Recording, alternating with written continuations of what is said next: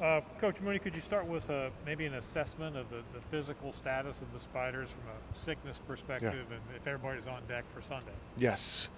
So we expect everybody to practice today and everybody to be ready to go to Northern Iowa when we leave tomorrow. So we've had a lot of guys, coaches, players, extended staff get sick here since the Bahamas, really. And but guys seem to be feeling much better today and ready to go and see how we do at practice. Hey, along those lines, you had suggested that it would be soon when Andre Gustafson returned. Can you update us there?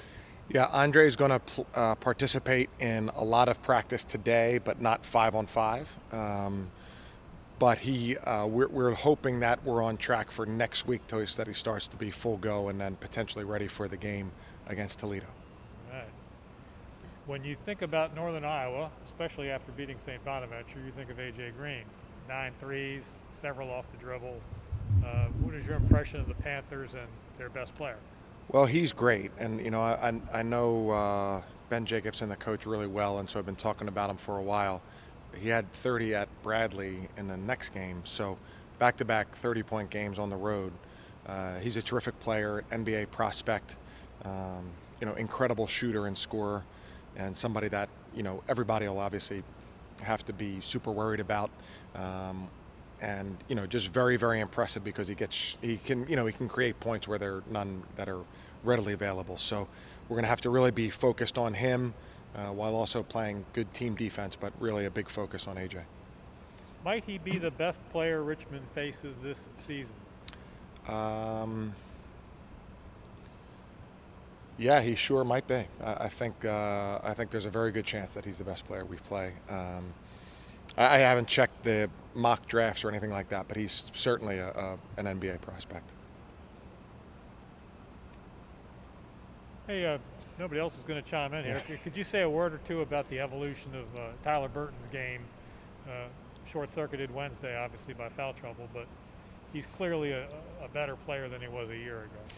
Yeah, Tyler he's a hard worker. I mean, number one, he really is obviously talented, but he's a very hard worker, extremely coachable. So he's the kind of guy who can get better, given his high ceiling, but also his work ethic, his wanting to learn, his willingness to be criticized. So yeah, he's really, terrific, versatile player. Shoots the ball well. He's physically very impressive. What I think that he could do better, and which is in his natural repertoire, is rebound. I think that he could be an elite rebounder. He's a very good rebounder. I think he could be an elite rebounder.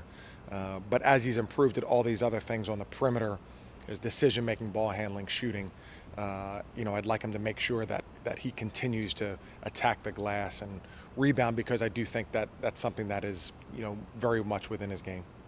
Hey, for good reason, there was a lot made of the non-conference schedule because of its difficulty. How do you think the Spiders have done so far, and how do you feel going into the rest of it?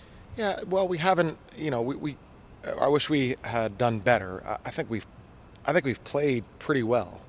I think we've competed. I think we've played pretty well, but we haven't won as many games as we'd have liked to.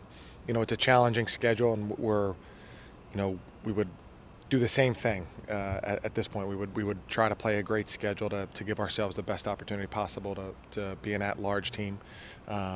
We haven't won that, whether it's finishing. We've actually finished a couple games really well. Hofstra, Mississippi State in regulation, but we haven't.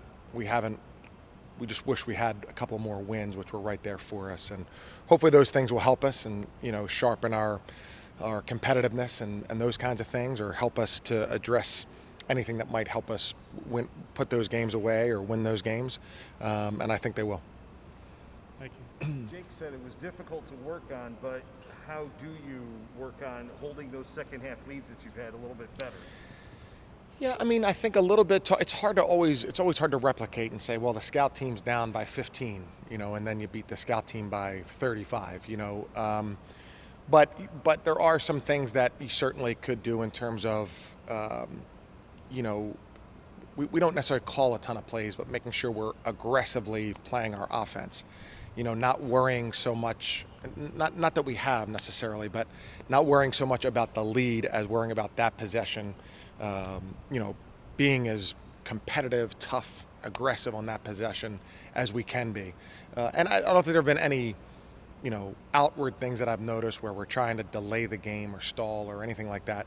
But maybe just a little bit of a sense of, okay, let's make sure we protect this lead rather than let's go and build on the lead and let's make sure we get a great possession here. You don't want to have too long of a looking forward when you're playing.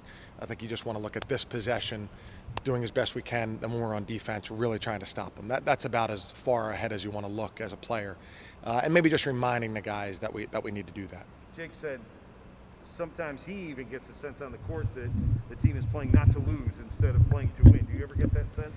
Not necessarily. I mean, basketball is a game of runs, and so when you watch games all around the country, you see this happening to all the teams. I watched the Duke-Ohio State game the other night, and Duke really seemed to have a big lead, and Ohio State came and they won, and they made Duke not look as good toward the end of the game. If the game had been another 5 minutes, Duke would probably have had a run and put themselves back in the lead. And so it's when those runs occur, of course, but it's natural to say, okay, well, we can win this game if we do these things, and that's what I mean. You don't want to look past that possession. Just have a great possession there, have a great possession on defense, and then recalibrate. But I think it's natural to start to think about those things, look at the scoreboard, think about the time. We're trying to get our guys not to do that. Just keep playing. How much other basketball do you watch during the season? And is it intentional, or do you just find somehow your TV lands on a game every night or something? Well, I wish it was less, but my sons like to watch games. I watch far too much, unfortunately, and come in and watch games all day and then at home watching games. Sometimes I try to, we have a no basketball, rule in the house at night sometimes, and just don't watch it all. Talk about the pursuit of the steals record. Are you ready for this thing to end, or has it been enjoyable to get to this? It's definitely been enjoyable to get here. I think in pursuit, I talked to my friend yesterday, or actually this morning, and he was kind of just saying how he felt like I wasn't trying to hunt steals last game, and I think that's a good thing. I think I'm kind of just trying to let the record come to me rather than going out there and hunting for it. And I think that's the right way to approach it.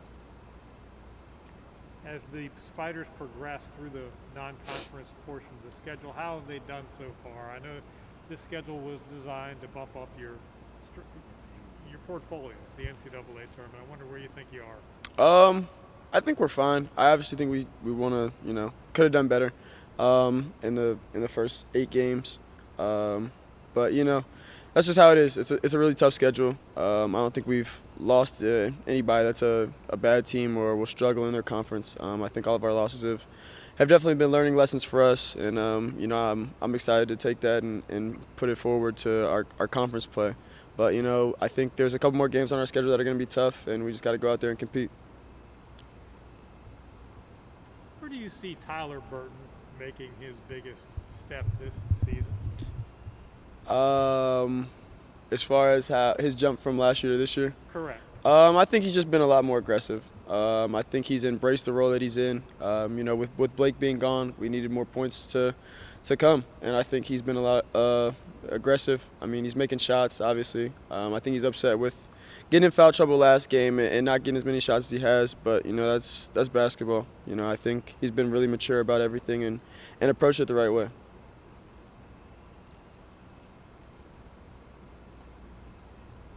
Sorry to disappoint, but not a question. What's the issue with holding second half leads? Because is it the teams that you're playing, or is there something that you guys need to be doing differently, and have you worked on it? We've addressed it. I think it's something hard to work on. At the end of the day, we just gotta be better. I think the Wofford game was solely on me. Coach asked me if I was throwing the game.